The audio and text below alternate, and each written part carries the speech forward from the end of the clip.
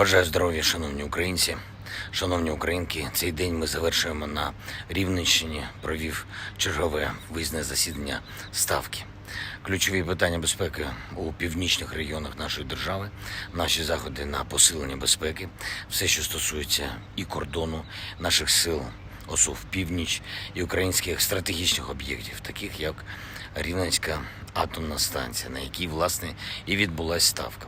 Були доповіді розвідки, главкома, командувача півночі, керівника прикордонної служби, міністра внутрішніх справ, голови обласної державної адміністрації Рівненщини щодо соціальних питань та потреб людей.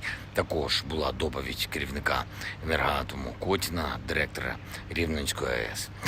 Загалом детально пропрацювали не тільки все, що стосується фізичної безпеки наших стратегічних об'єктів та північних областей, але й таких чутливих питань, як кібербезпека. Дякую кожному і кожній в Рівненській області і тут, на Рівненській АЕС та по всьому периметру нашого північного кордону, хто дбає про безпеку України і наших людей. Сьогодні ж опублікований черговий пакет санкцій України проти тих, хто допомагає Росії вести цю терористичну війну. Зокрема, є санкції проти майже 300 юридичних та майже 200 фізичних осіб. І це не лише громадяни Росії. Всі, хто у світі допомагатиме агресору, отримує відповідь України і усього світу.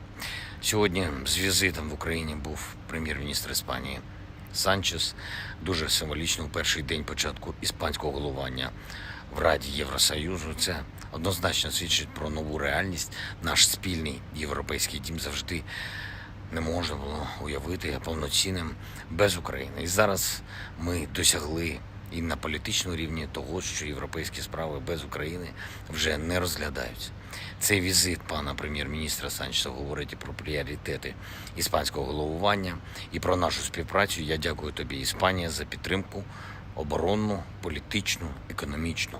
Окремо я хочу подякувати за повагу і допомогу нашим людям, які знайшли прихисток в Іспанії, рятуючись від бойових дій в Україні. Вірю, що скоро зможемо забезпечити всі необхідні умови, щоб наші люди повертались додому в Україну. До речі, підписали сьогодні з паном прем'єр-міністром Санчесом спільну заяву щодо підтримки європейської та євроатлантичної перспективи України. І це вже 21-та така заява, тобто більшість підтримала нашу перспективу, зокрема і в питанні про членство в Альянсі. Бельгія, це Данія, наші друзі з Естонії, Італія, Ісландія, Іспанія, Канада, це Латвія, це Литва, Нідерланди, Німеччина, це Норвегія, Польща, Румунія, Словаччина, Словенія, Фінляндія, Франція, Чехія, це Чорногорія і Швеція.